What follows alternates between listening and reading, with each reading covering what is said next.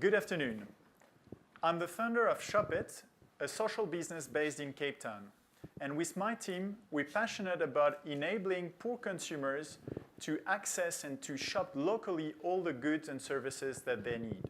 When I arrived in Cape Town 6 years ago, I thought that the priority was actually to give them access to what we called social innovations.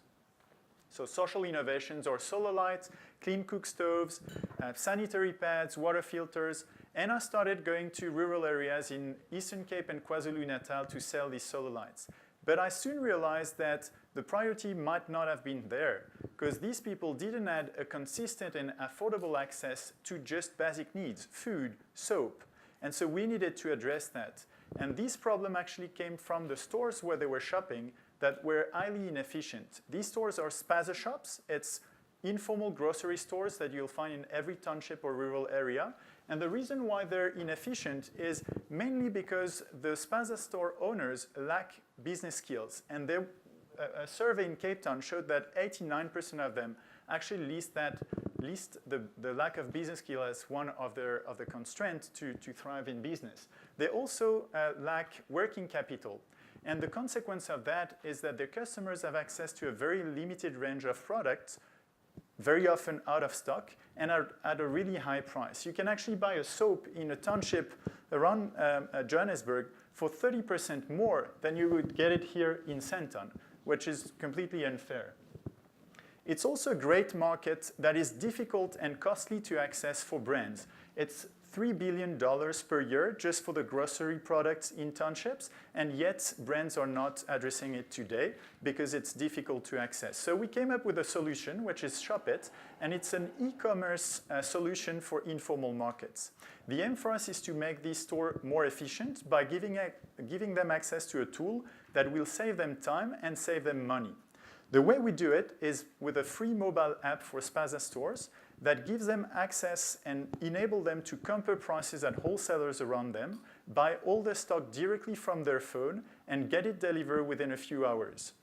On the other end, we give brands the possibility to display the catalog on this app and to highlight all their specials directly to the traders. That gives them a direct access to the traders, and we also give them access to data from these informal markets, live and localized data.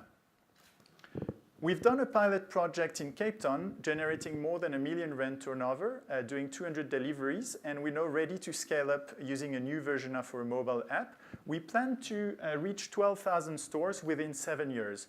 And to do that, we use our app, of course, Shopit, with a referral program and a loyalty program, but also WhatsApp and Facebook, which are widely used by the traders. The aim is to, so in the last week, we had 100 new users per week on this WhatsApp group.